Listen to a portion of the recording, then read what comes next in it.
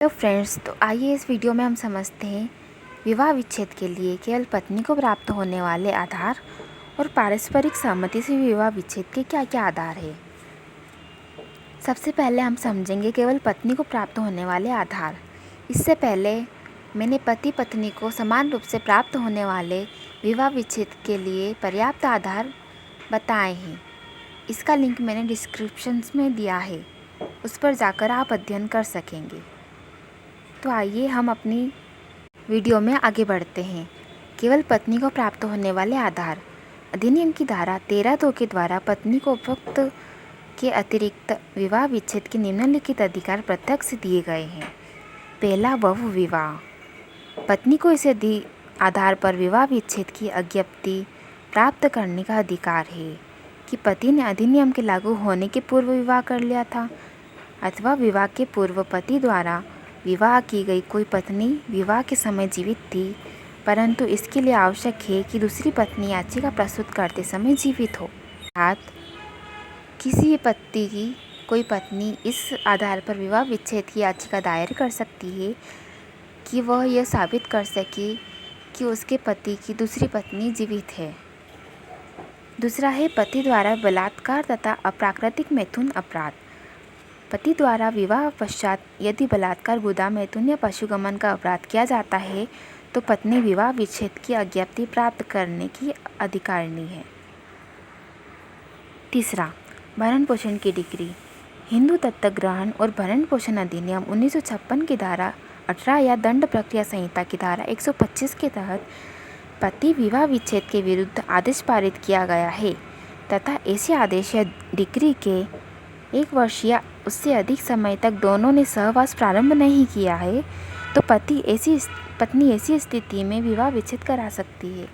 अर्थात तात्पर्य यह है कि विवाह हो जाने के 1 वर्ष तक भी अगर दोनों ने सहचर्य या सहवास का नियम पालन नहीं किया है तो पत्नी यह याचिका दायर कर सकती है कि उसे विवाह विच्छेद चाहिए।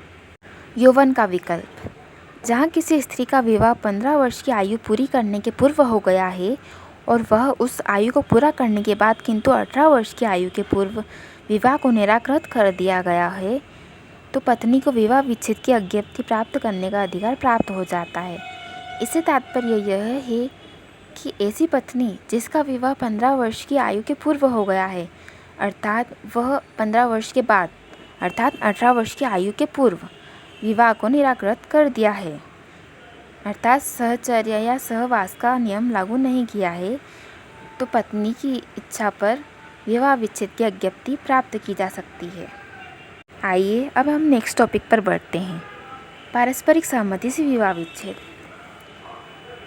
हिंदू विवाह अधिनियम की धारा 13(ख) के अंतर्गत विवाह के दोनों पक्षकारों द्वारा विवाह के विघटन के लिए याचिका जिला न्यायालय में इस आधार पर प्रस्तुत की जा सकती है कि वे 1 वर्ष या उससे अधिक समय तक पृथक रह रहे हैं, वे एक साथ नहीं रह सके हैं तथा आपस में यह निश्चय कर चुके हैं कि विवाह विघटित कर दिया जाए। ऐसी याचिका प्रस्तुत किए जाने की तिथि से 6 माह के पश्चात और 18 माह के भीतर दोनों पक्षकारों के प्रस्ताव को सुनने के पश्चात और ऐसी जांच जैसा वह ठीक समझे करने के पश्चात अपना यह समाधान कर लेने पर कि विवाह संपन्न हुआ है और याचिका में वर्णित तथ्य सत्य है।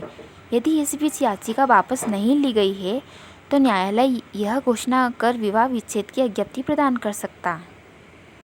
एक मामले में दिल्ली उच्च न्यायालय द्वारा यह निर्धारित किया गया है कि पारस्परिक सहमति से विवाह विच्छेद के लिए पति पत्नी का न्यूनतम 1 वर्ष तक अलग रहना पूर्ववर्ती शर्त है। अर्थात 1 वर्ष से कम समय के साथ बीच में अगर वो साथ साथ रहने लगते हैं तो विवाह विच्छेद के लिए काफ़ी नहीं होगा। तो चलिए हम नेक्स्ट वीडियो में समझेंगे हिंदू विवाह के अंतर्गत विवाह विच्छेद के आधार के रूप में क्रूरता की क्या क्या अवधारणा दी गई है। मिलते हैं नेक्स्ट वीडियो में।